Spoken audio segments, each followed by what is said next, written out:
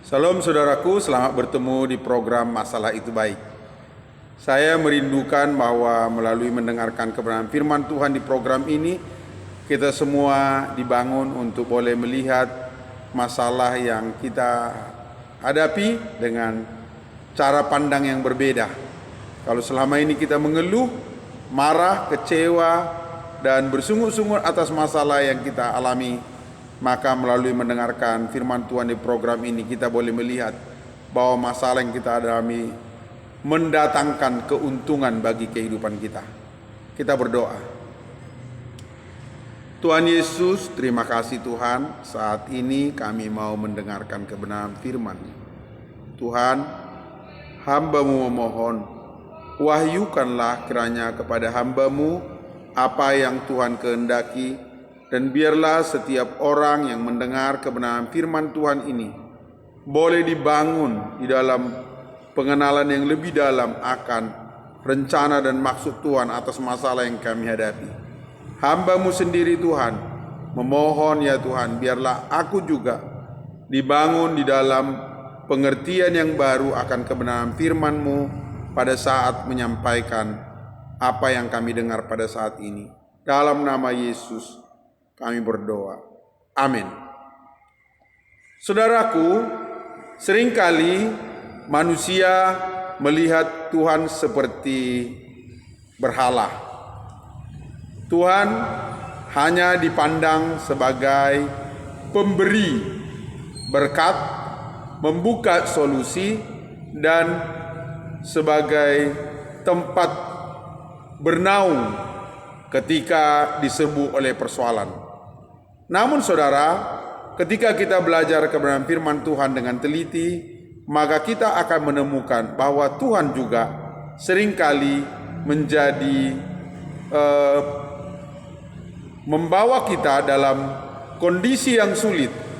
Bahkan seringkali Tuhan sepertinya membuat masalah di dalam kehidupan manusia. Untuk lebih jelasnya saudara, mari kita dengarkan firman Tuhan yang terambil di dalam Ulangan 8 ayat 1 sampai 6. Segenap perintah yang kusampaikan kepadamu pada hari ini haruslah kamu lakukan dengan setia, supaya kamu hidup dan bertambah banyak, dan kamu memasuki serta menduduki negeri yang dijanjikan Tuhan dengan sumpah kepada nenek moyangmu. Ingatlah kepada seluruh perjalanan yang kau lakukan atas kehendak Tuhan Allahmu di padang gurun selama 40 tahun ini dengan maksud merendahkan hatimu dan mencobai engkau untuk mengetahui apa yang ada di dalam hatimu, yakni apakah engkau berpegang pada perintahnya atau tidak. Jadi ia merendahkan hatimu, membiarkan engkau lapar dan memberi engkau makan manna yang tidak kau kenal dan yang juga tidak dikenal oleh nenek moyangmu, untuk membuat engkau mengerti bahwa manusia hidup bukan dari roti saja, tetapi manusia hidup dari segala yang diucapkan Tuhan. Pakaianmu tidaklah menjadi buruk di tubuhmu dan kakimu tidaklah menjadi bengkak selama 40 tahun ini. Maka haruslah engkau insaf bahwa Tuhan Allahmu mengajari engkau seperti seorang mengajari anaknya. Oleh sebab itu haruslah engkau berpegang pada perintah Tuhan Allahmu dengan hidup menurut jalan yang ditunjukkannya dan dengan takut akan Dia. Saudara, Tuhan membawa bangsa Israel ke padang gurun, disebutkan di ayat 2 tadi, untuk merendahkan. Seperti tadi sudah saya katakan bahwa seringkali kita berpikir dan berprinsip bahwa Tuhan itu hanya mengangkat, hanya mengeluarkan, hanya menolong, hanya mendorong. Tetapi kita seringkali tidak berpikir bahwa Tuhan juga seringkali menghambat, memperlambat, bahkan seringkali menutup, mempersulit jalan kehidupan kita. Bangsa Israel dibawa ke padang gurun, suatu area yang mempersulit kehidupan mereka. Di padang gurun saudara, mereka hanya diberi makan manna dengan air yang kadang-kadang ada, kadang-kadang sangat terbatas saudara. Dan selama bangsa Israel ada di padang gurun, mereka harus ikut maunya Tuhan. Ya, kemana Tuhan mengarahkan mereka, mereka harus pergi ke sana. Sebab kalau mereka mau melawan arus, saudara, mereka akan mati. Sebab di padang gurun, saudara, mereka tidak tahu jalan yang akan mereka tempuh. Sebab itu ada tiang api yang akan menerangi pada malam hari, sehingga mereka tahu jalan kemana mereka akan pergi. Sebaliknya pada siang hari, saudara, perlu tiang awan. Karena panas matahari yang begitu terik, saudara, di padang gurun itu bisa membakar mereka. Jadi perlu ada tudung, saudara. Dan Tuhan menuntun mereka, ya. Namun kita tahu, saudara, selama di perjalanan itu bangsa Israel banyak bersungut-sungut. Mereka kesal karena kehidupan mereka merasa sangat dipersulit, saudara. Ya. Mereka seperti dipaksa oleh keadaan dan mereka harus ikut kepada keadaan itu, saudara. Namun, saudara, ini semua adalah baik. Keadaan yang seperti kelihatan suram dan buruk ini baik. Sebab dikatakan di dalam ayat 2, saudara, ingatlah kepada seluruh perjalanan yang kau lakukan atas kehendak Tuhan Allahmu di padang gurun selama 40 tahun ini dengan maksud merendahkan hatimu dan mencobai engkau untuk mengetahui apa yang dalam hatimu, yakni apakah engkau berpegang pada perintahnya atau tidak. Saudara, jika situasi baik,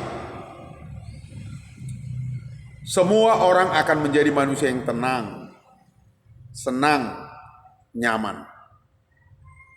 Namun ketika situasi buruk, saudara, maka disitulah kelihatan siapa sebenarnya kita. Ya, Tuhan mau melihat ini bangsa Israel ini.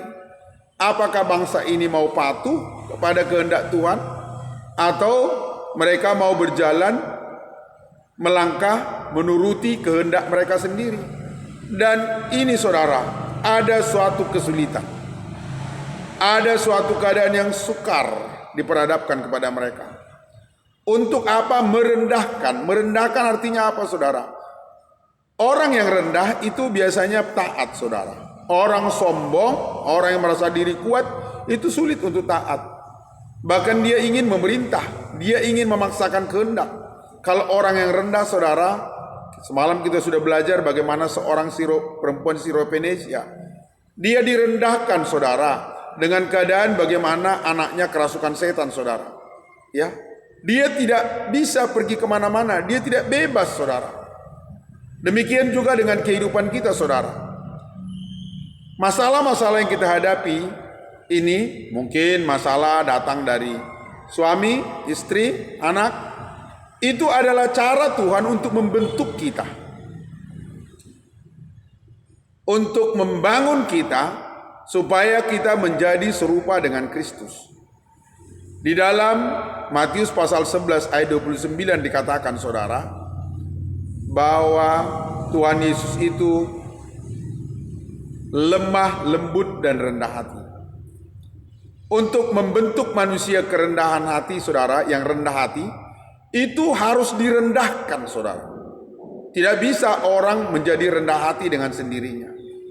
Saya bertemu dengan begitu banyak orang yang rendah hati, saudara, dan saya menemukan, saya belajar, saudara, bahwa kerendahan hati itu muncul dari suatu keadaan yang begitu sulit. Berbagai macam persoalan yang datang silih berganti, itu semua membuat manusia menjadi rendah hati. Sebelum ditimpa oleh begitu banyak persoalan, saudara, manusia itu sombong, merasa diri kuat, merasa diri mampu, merasa diri sanggup. Namun, saudara, ketika kita ditimpa oleh masalah, sama seperti bangsa Israel ini bangsa yang kata Musa adalah bangsa yang tegar tengkuk, bangsa yang keras kepala, bangsa yang selalu melawan. Namun, saudara, Tuhan membawa mereka ke padang gurun supaya mereka ditempa, supaya mereka dibentuk, supaya mereka diajari. Salomo, saudaraku, berdoa ketika pada hari raya pentabisan bait suci, saudara, dikatakan di dalam 2 Tawarik ayat 12. Kemudian Tuhan menampakkan diri kepada Salomo pada malam hari dan berfirman kepadanya, telah kudengar doamu dan telah kupilih tempat ini bagiku sebagai rumah persembahan.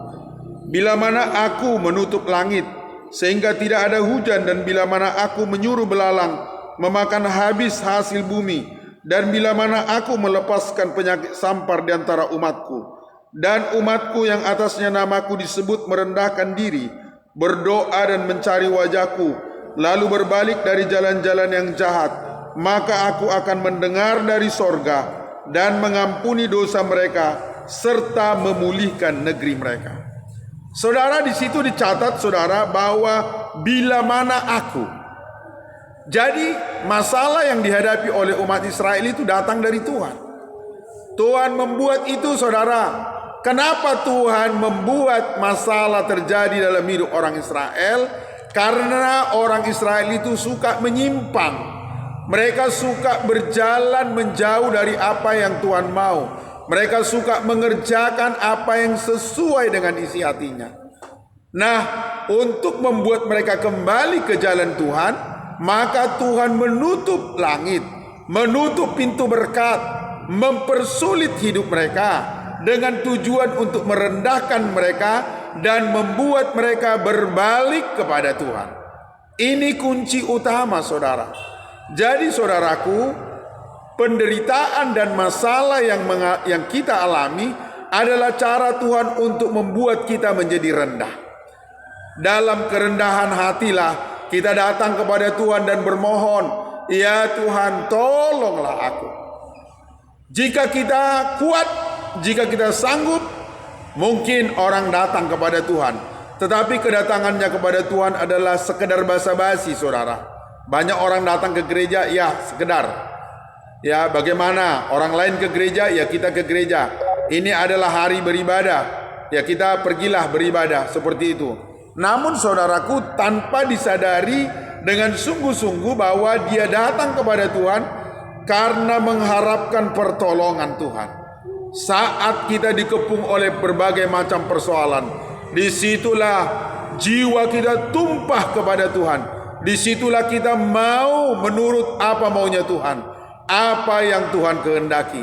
Di padang gurun saudara, bangsa Israel dipaksa, dibentuk untuk menjadi orang-orang yang mau mengikuti apapun yang Tuhan mau.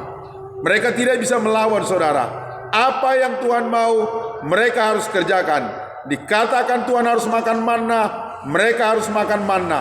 Dikatakan oleh Tuhan mereka harus berjalan, mereka harus berjalan. Dikasih perintah oleh Tuhan, mereka harus taat. Mereka seperti prajurit dipaksa dan dibentuk.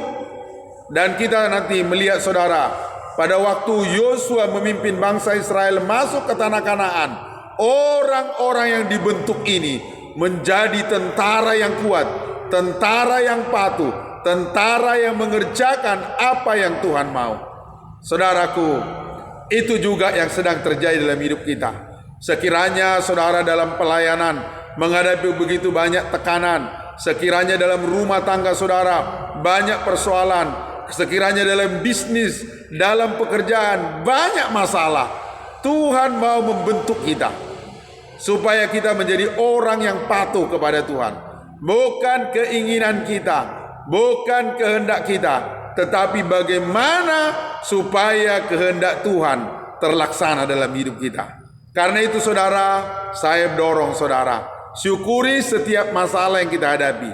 Katakan terima kasih Tuhan untuk masalah ini. Biarlah melalui masalah ini saya terus dibentuk untuk menjadi orang yang berkenan kepada Tuhan, hidup seperti Tuhan Yesus. Inilah kehendak Tuhan melalui masalah-masalah yang kita hadapi. Karena itu saudara, tidak ada alasan untuk tidak bersyukur walau masalah apapun yang kita alami. Di dalam Roma pasal 8 ayat 28 dikatakan saudaraku, bahwa Allah turut bekerja dalam segala sesuatu untuk mendatangkan kebaikan. Jadi saudara, Tuhan turut bekerja. Masalah, persoalan, tekanan yang kita hadapi, percayalah Tuhan turut bekerja. Tuhan tidak harus membuat kebaikan saudara. Hal-hal buruk pun ketika diizinkan Tuhan terjadi dalam hidup kita adalah untuk membentuk kita menjadi rendah hati. Setelah kita merendahkan diri di hadapan Tuhan dan terbentuk menjadi orang yang rendah hati, maka Tuhan akan memulihkan keadaan kita. Mari kita berdoa. Tuhan Yesus, keadaan sulit dan buruk yang mungkin kami alami saat ini, itu adalah cara Tuhan untuk merendahkan kami, untuk membuat kami lebih dekat kepada Tuhan, untuk membuat kami mengandalkan Tuhan, untuk membuat kami tidak mengandalkan kekuatan kami sendiri, tapi kami benar-benar memandang kepada Tuhan. Tuhanlah penolong kami, Tuhanlah sandaran kami, Tuhanlah naungan kami. Engkau Tuhan yang merendahkan, Engkau pula yang mengangkat, Engkau yang menutup pintu, Engkau pula yang membukanya. Engkau Tuhan yang mengizinkan persoalan terjadi atas hidup kami, namun Engkau juga yang akan memberi jalan keluar dari setiap masalah yang kami hadapi. Kami bersyukur kepadamu Tuhan. Biarlah melalui masalah-masalah yang kami hadapi, kami semakin mengenal Tuhan. Terima kasih Tuhan. Dalam nama Tuhan Yesus Kristus, haleluya. Amin. Sampai bertemu saudaraku besok untuk merenungkan kebenaran firman Tuhan. Lihat dan perhatikan. Syukurilah masalah yang saudara hadapi, sebab melalui masalah itu kita dibentuk menjadi manusia yang lemah lembut dan rendah hati. Shalom, Tuhan Yesus memberkati. Haleluya.